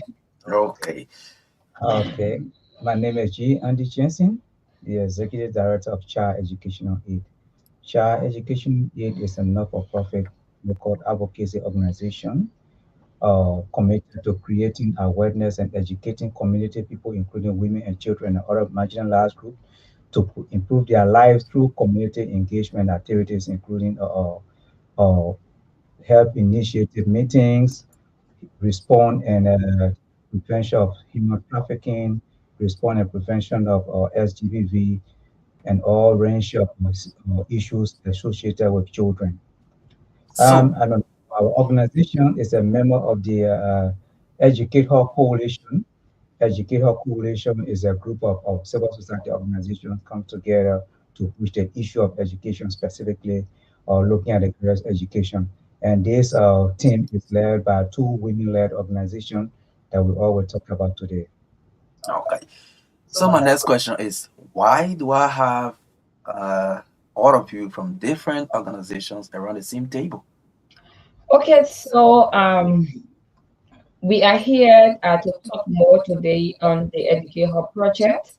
The Educate Hub project is a program or project that has been operating since 2021, where we have been able to work with other CSO and other actors that are also bearing our same vision in terms of helping to ensure that the national policy on girls' education is fully implemented. As you all know that in Liberia, most often we are good at crafting our policies and documentation, but when it comes to the implementation, we are lacking or slowing behind. So the group is larger than this. We have a coalition where we have people from different backgrounds, different groupings, the visually impaired, physically challenged communities, and all of that. But we all came together because we have a common goal, and that goal is to ensure that women or young girls and school-going girls have access to quality and equity education. So the Educate Hub project itself, I can go ahead and talk about it. Yeah, sure. Just give an overview of what it is. Okay, so the Educate Hub project is a project that is spearheaded by Hope Liberia, that is helping our people itself, and that of the Paramount Young Women Initiative. So these two women-led organizations came together and applied for this grant some years back. wherein we were looking at the policy, looking at the educational sector, looking at all of the challenges and the gaps around the educational sector. And we realized that there was a policy that was developed and will even revised in 2011.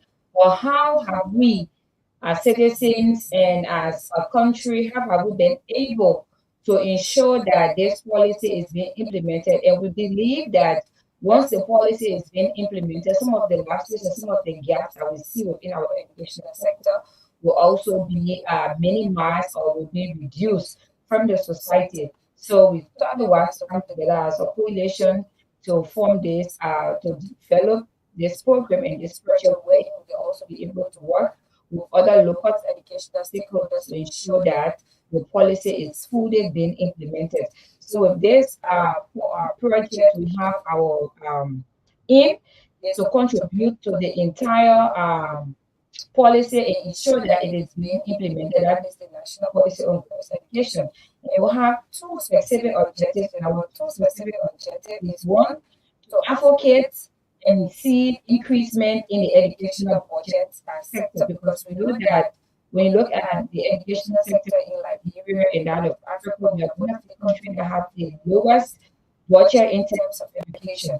And going back to our educational budget, this policy that we are advocating for also says that 5% of the annual educational budget should go separately to girls' education. And over the years and over the time, we realized that hasn't been allocated. So these are some of the issues we're going to be talking about. And our next objective is to focus more on research and data collection.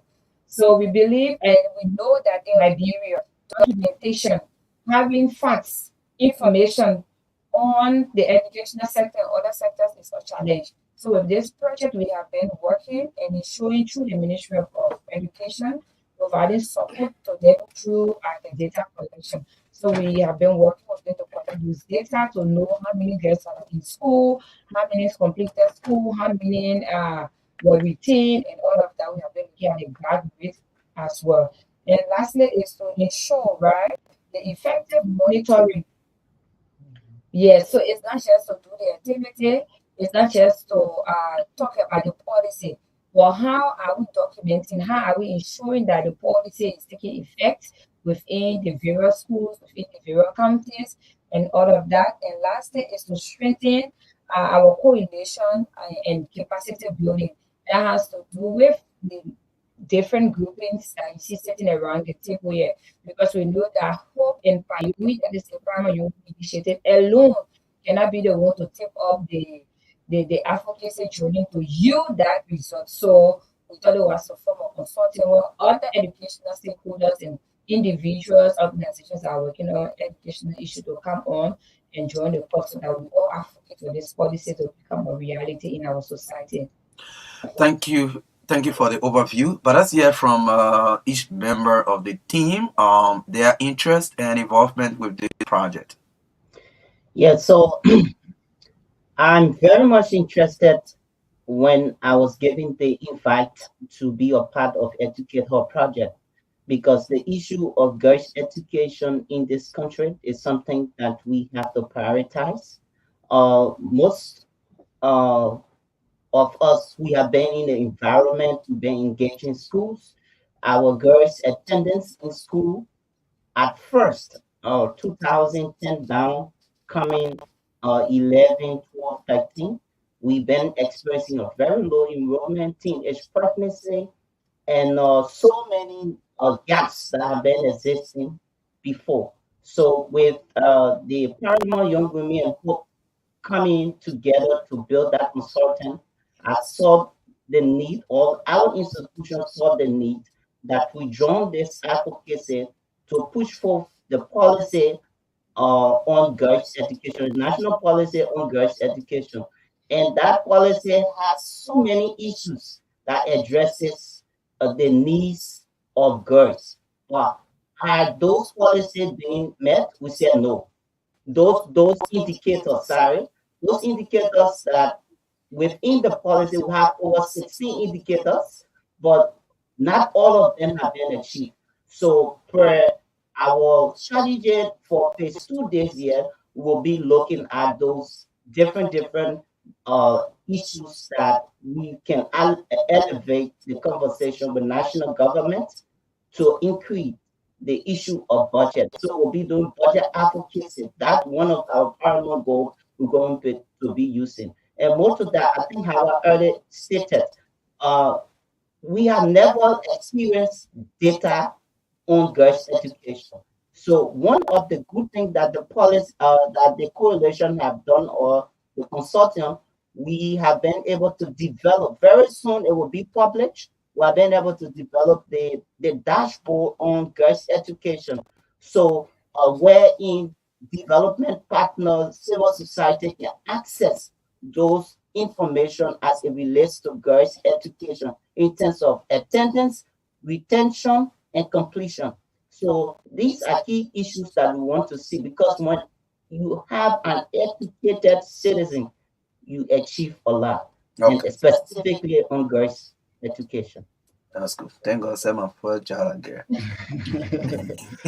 Okay, as for the national PTA, since our establishment 2015, and our real concern have been our girls to go to school, because we observed that when we established our priorities, look at that girl, most of our girls were in school.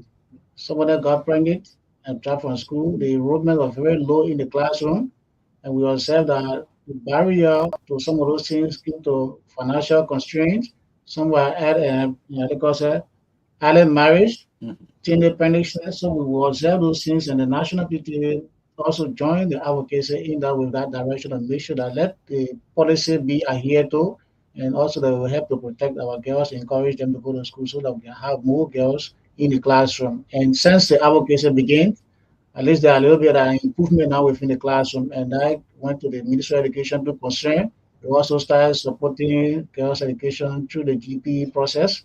Now we have more involvement in girls. And so other organizations, my interest base is very important when the coalitions are there. Community leaders and other stakeholders at the lower level begin to understand that it is important that they send their girl child to school. And we give analysis and examples on other women that make a mark in education, through education around the world. What is in the bill, our interest that we should be part of the coalition and make sure that let our girls go to school and be able to understand our rules and responsibility as a person. Because there are some women who want to sit at home only to cook. The men go out and bring the money. They have no contribution to be made. But when they are educated, they will also understand that they have a role to play in the home. That's our interest. Okay. Okay. As I said earlier, my name is G. Andy Jensen, Executive Director of Child Education Aid. If you listen to the name Child Educational Aid, it tells you exactly what we stand for. Our interest in this, because we are education-based organization, any person or any institution that champion the cause of advocacy for education, we should be a part, because that's our primary goal and objective. Interestingly, this consortium, this coalition, educational coalition, is a body that puts together group of local NGOs to be able to flag out the issue of girls' education. Considering one of those things that we consider as institution, go to the various schools and say how gender insensitive are those or places, like what we talked about, the washroom. So our interest really is to work in this body to ensure that the issue of girls are prioritized at the various schools, considering the issue of wash, so that we can have a very decent play that will be gender sensitive. Another thing is that we notice that girls with tuition, certain things happen, like their monthly activities when they happen, then sometimes the person gets ashamed. So we want to also advocate that there will be how we call it, a waiver of tax on the importation of sanitary pads, and also to work with government institutional partners to ensure that at least at the various schools, school authorities should be able to provide sanitary pads for those girls in those schools, so that it will increase the number of girls. It will not be like girls go to school after maybe 1 or 2 months, then you see them drop. What can actually happen at the beginning of the school, you will see many girls, but after 1 or 2 months, you see them dropping because those are some of the factors, and we want to flag out that we all together we can work so that girls can be retained in school and then they can complete their school. Because you know what? You just ask us. Many men are just a lady. You know what? When the men go to men to talk to them, they will listen. Most of the time, when men see female talking to them, just feel that, oh, you're flagging all your own issue. But when you see your fellow men talking to you about women, you know exactly it's important. That's the reason why we took serious interest to work with these ladies to ensure that the issue of girls is prioritized, especially education. More so, looking at the issue of allocation, budget allocation for education in Liberia, currently is not encouraging. So we all want to work together as national government will seek reason to be able to increase the budgetary support for education exclusively 5% at least for girls. So I can stop right here and we continue with others. Okay. Thank you. So my next question is, you talking about this education policy, especially for girls. It being the visibility of that policy, what are you doing to ensure that policy makers, civil society, even like for example the PTA and other institutions can have access to that policy? Because it is good to talk about what you know. So let's look at that point. What are you doing to make that policy visible, accessible, or available to the public? Okay, so thank you. Initially, when we started this project, our mind and vision was just, okay, yeah, let's pick up the policy and start running and moving. But when we got the reality change, that was, we realized that even the educational stakeholders themselves, from the ministry, CEOs, DEOs, they did not have a clue on the policy. Some will say, oh, I have seen it, but I don't even know what's in it. I don't have a copy. It's not available. It's not this. So what we did was to bring them together, did a training. The first 3 years, we engaged them more through understanding the legal instruments and policies that we have that supports girls' education. And now that we are done with the awareness components and enhancing their understanding concerning the policy, we this phase thought it was to simplify this policy so that the policy becomes visible at the ministry, at the county level, at the community level, because we have different stakeholders at different levels. So we have various approaches that we're going to be using. So policy, high quality analysis and alignment, the awareness raising, and all of the advocacy. But all of these cannot happen when people do not have the policy. They don't know what is within the policy. So for us, we are at the verge of completing the simplified version of the policy that's going to be distributed to stakeholders around, and even at the Ministry of Education, so that people have it. Educational stakeholders, like one of the sessions we had a couple of weeks back, few of the schools or principals, TEO, they recommended, okay, can you recommend to Ministry of Education that every year when school is about to open, the ministry have a teachers training workshop, and in that teacher training workshop, they only focus on the teacher's code of conduct. So is it possible that the ministry, can you work and lobby with the ministry to be able to include the national policy on girls' education and other policies, so that we ourselves can start to understand that these things are in place, rather than just going to the field, you come, you say the top on teacher code of conduct all day, and you go back at the end of the day when you get to the community, and then NGOs, CSOs coming and asking about different educational instrument. And we thought it was, yes, that's a good and brilliant recommendation. So based upon that, we have started negotiation and engagement with the ministry to see that next academic cycle, that this policy and other relevant documents be included within the teachers' training. Okay. Yes, that is good. So the next question is, I understand you are on phase 2 of this project. You care to share with us key achievements on the first phase of the project? Okay, so phase 1 was a bit challenging, but like I said, yeah, so we can talk about the achievements and the challenges phase. Yes. So it was a bit challenging because one of the key challenges was finding the policy, even at the ministry. We want this policy, the policy cannot be visible. Wow. Yes. So that was one of it. And then another challenge was the issue of flow of communication from the ministry to the county. There was a gap.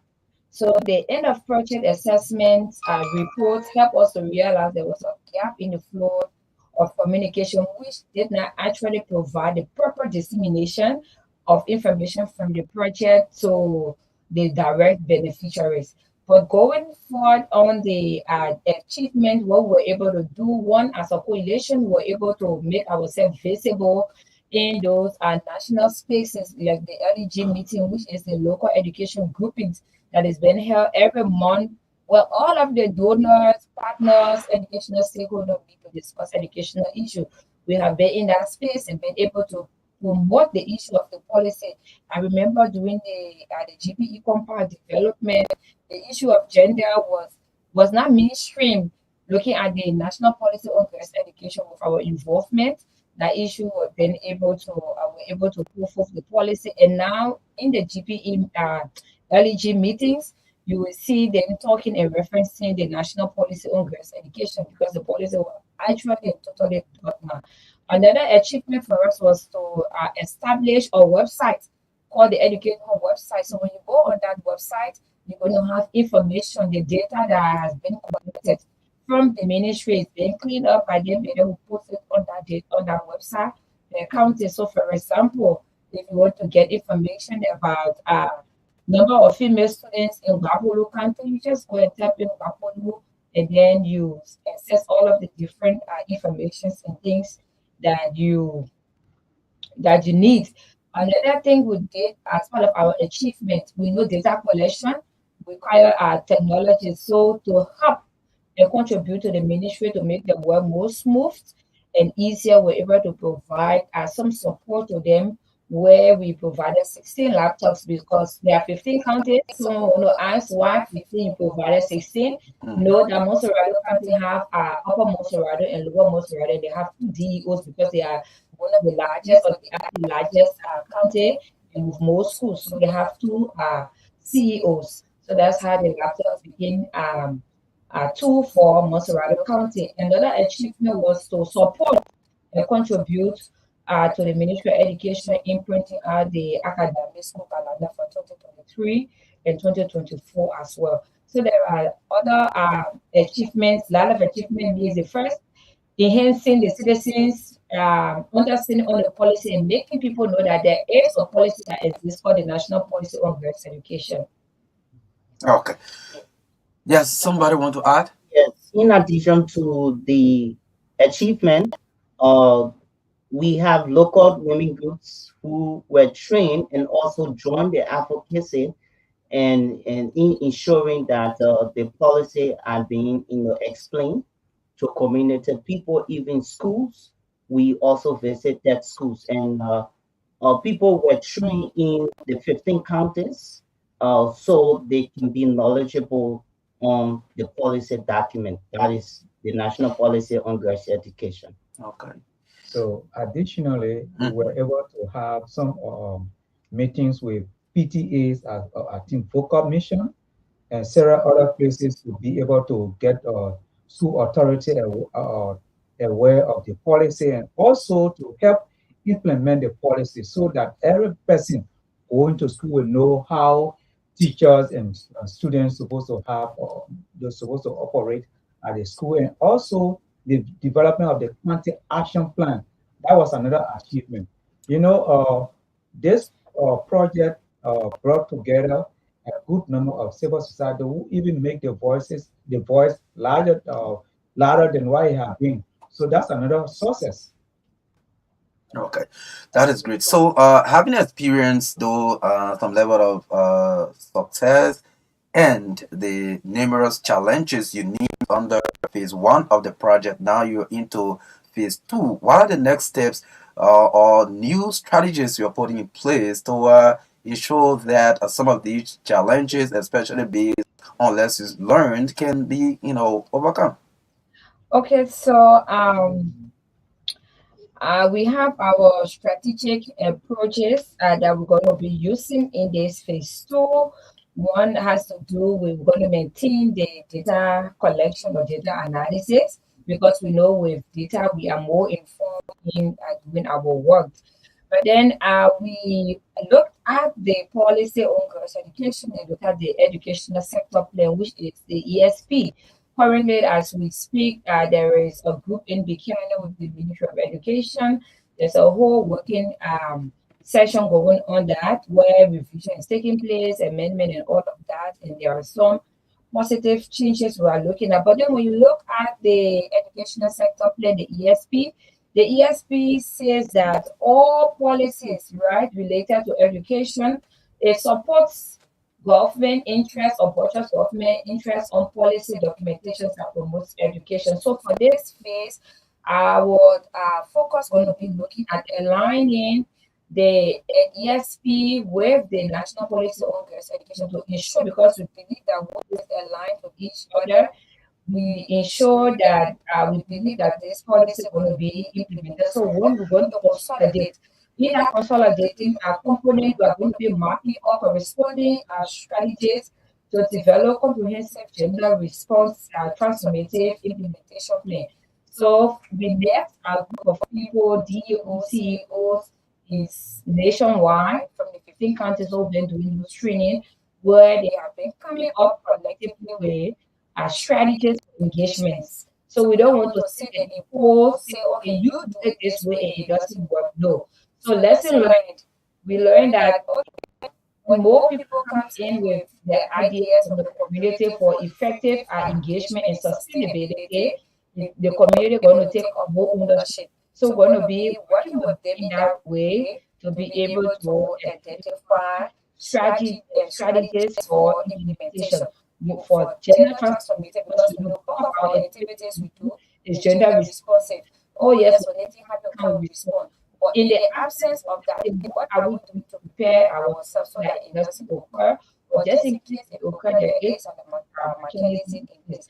The next thing we're going to be doing is setting up a multi-sectoral task force where everybody comes from different backgrounds, come together to advocate for issue at the country level and at the national level. So, for example, if you go to Bomi County says we are advocating that pregnant girls, say in school, because the educational sector say, the ESP plan say, all children should have the right to go to school and remain in school, regardless of the condition of the sector. Then why will you say that a girl is pregnant, so she should drop out of school? So then when you go Bomi, you're going to hear that, for example. So when you come at the national level and we are advocating, we're going to be saying, okay, this is the issues from Bomi County, these are the issues, and this is what they want, and these are the things, so that we sing one song instead of having scatter messages all over the place. We notice with that, it won't be a good advocacy practice. So that's what we are going to be having a multi-sector economic task force that are going to be working at the national level and at the county level education. And lastly is for us, like I may mention, firstly on our support for the Planning, Research and Development Department of MOE. That is key because we need information on education. How many students enrolled? How many students completed? How many girls did this? How many girls were pregnant? Is it working that they remain in school when they are pregnant? These are information that we need to help improve our educational system. Yes, that is great. So because we are working in time, the last question will be yes, the last question will be I know one of the key parts of this advocacy is to ensure an increment in the budget for education and also to set aside, like you said, 5% to support girls' education. Now, how much engagement have you done? Because there are periods for the budget processing. I mean, how engaged are you with people who are into the budget process, including with the legislature? Let's hear a little bit about that.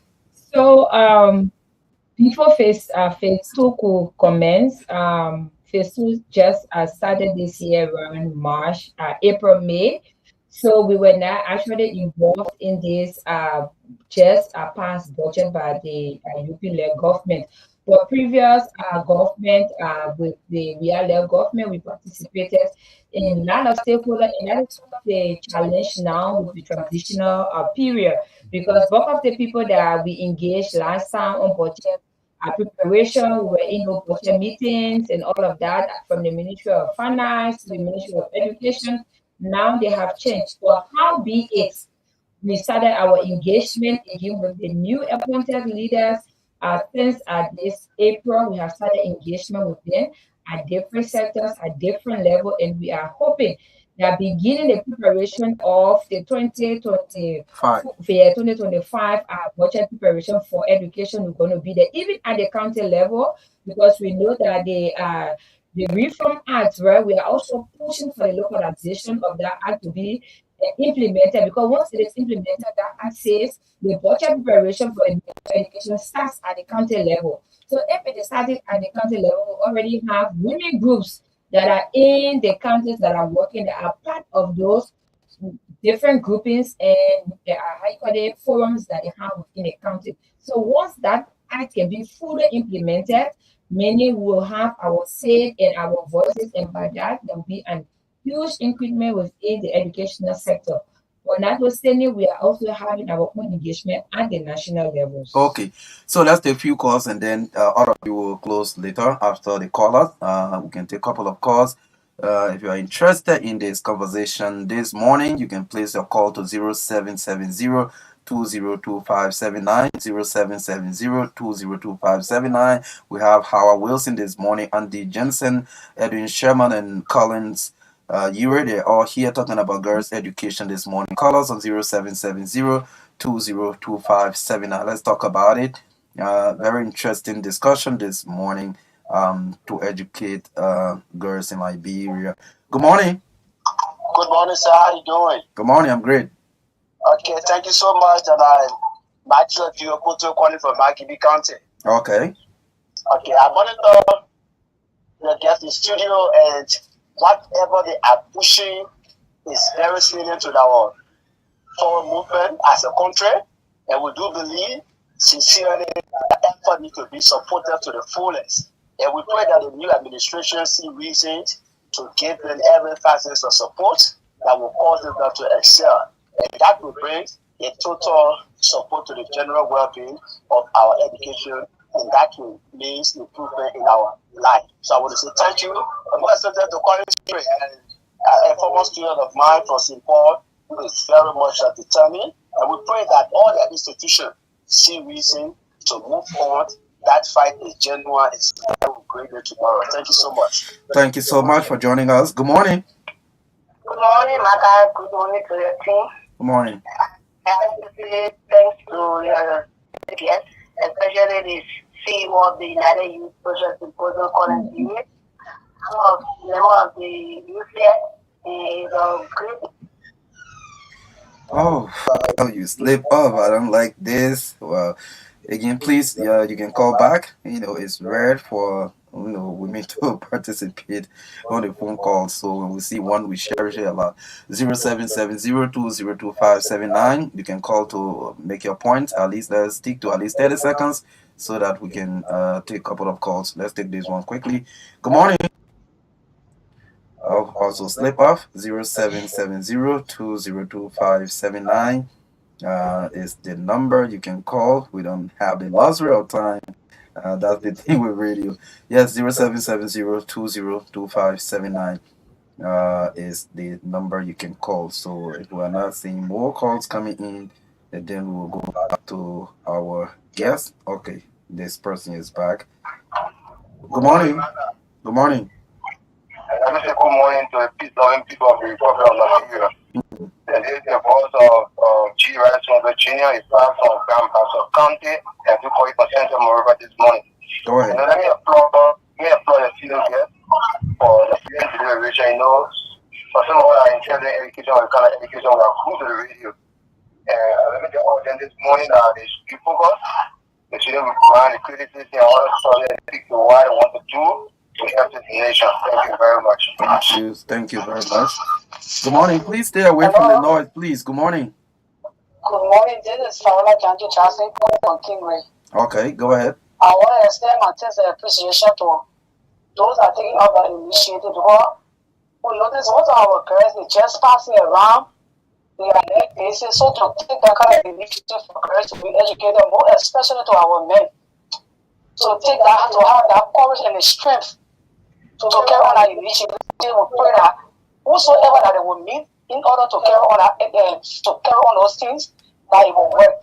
Because it is not easy. Most of our girls, especially in our community, our girls, they are passing around and they are loose. And most of them, they are into ugly behaviors. So in order for girls to be educated, in order for girls to know their value, have to be educated. Because when you are not educated, you will find yourself into things that you're not supposed to find yourself to. So I pray that whosoever stakeholder that they are going to be around, no engagement, they are going to engage, that they will see reason that our girls will be educated. Thanks to them, and we pray that they will have the courage that they will go even international. Thank you. Okay, thank you. This is the final one. Please stay away from the background. It's terrible. Go ahead. I think that's a call and I want to do an inquiry. How can institutions that within my GB county also connect to them and then you have to network? Beyond that, we should also advise our sisters not to see reason to get pregnant while funding for them to be in school. But their institutions should also be able to advocate so that girls should see reason to graduate from high school and move on to college before you think of a pregnancy. Thank you so much. Okay, thank you. 30 seconds, please. Privilege. Yeah, my name is Secret Nothing. Okay, go ahead, Secret. I want to thank your guests in studio and also to whatever advocate that they should not only let their dreams to die, but as they ask them for help, they should support them through whatever means into the Ministry of Education. It is a great thing to have people coming up to stand up for them. So they should support them with everything to make sure that girls come out, because most girls, they are vulnerable and they are victims of every single thing. So, thank you so much. At least I got about 3 female callers this morning on the show, and I'm impressed. To be frank, I'm impressed. Yes. Again, it's not only about talking to the Ministry of Education. We can also talk to our lawmakers for the various districts in the country because they make major decisions on the budget process. So, yes, let's get back to our guest and please, let's go around at least 1 minute each. Maybe in that 1 minute, you can respond to some of the callers and then you just make your parting comments because of time. It's after 10 o'clock already. Yeah, so thank you, Martha David, and thanks to the Truth FM family for affording us the opportunity. I want to say thank you to Educate Her Project team. And the issue of girls' education in Liberia is something that we take seriously, and we are going to do our utmost best to see how we do more engagement as previous year we did to engage our lawmakers and to see reason that they adhere to the full implementation of the policy. And we are going to also not only be engaging, but we'll be doing national awareness in communities, in counties, and so forth. So thank you so much, and we look forward to more engagement with the radio and the community. Thank you. Yes, I want to use this medium to call on our lawmaker to please adhere to our advocacy. We need to support and increase the budget for girls' education, for the girls' education in Liberia, because there are so many barrier factors that are affecting our girls that are not in school. And how can this be done? We all have to make sure that we create an avenue that our girls will go to school. We need an increasement in the budget. Thank you. Okay, so to respond to the caller that was asking how do we incorporate. So for Marquette County, we have the women group in Marquette County that is working, and that comprises of different organizations. I think there should be about 50. And the head of that group is one Orita Sia from Kakata City, so there where she resides. So how be it, if you want to be a member, you could also reach out to us from our Facebook pages. Primarily, we've initiated Liberia and Hope Liberia. We are on Facebook. Just send a message in particular, we'll be able to connect with you. So for my party statement, we are calling on everyone to put their hands together so that we can all be able to work to have a society where everyone is educated, most especially women. And so the House of Senate, we know that the lower house has just passed the TVET component of the TVET bill. And when you go back to the policy of girls' education, there's a component of portion that speaks about TVET. So we are hoping and looking up to the Senate to carry past that bill, and we will also be coming around with a lot of engagements around that bill so that it can be passed in the House of Senate. Thank you. Okay. To add or to conclude, we want to say thank you to the True FM family. Most importantly, the House of Legislature, you already started a good work. But you know, this is my plea to you. The same way the budget can come, you work around and create other avenue. Please do that for the Ministry of Education. We want the budget to be at least 20% for education and 5% for girls. Please do that for us. In the Ministry of Finance, please support budget allocation for education, especially looking at the 2011 Education Act. Even the 2011 Children of Law, the child law also talks about education.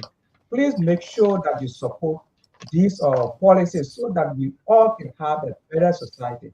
Thank you so very much. We hope to see you again. Okay, thanks to all of you for coming this morning. They are our last set of guests on the show this morning. We've had Ms. Howard C. Wilson and the gentleman Edwin Sherman and Collins Ure this morning talking about supporting education, especially girls' education in Liberia. It's been a wonderful discussion and conversation this morning on the TBS. We hope to see you again tomorrow with the weekend edition of the show. My name is Marka Davis. I've been here with O'Neill Roberts and Rachel Lucinin, who has been behind the cameras, carrying us live on Real on Facebook. Thanks to all of you who follow us on the live feed and those who follow us by radio. My name is Marka Davis. Do have yourself a wonderful, wonderful Thursday. Bye-bye.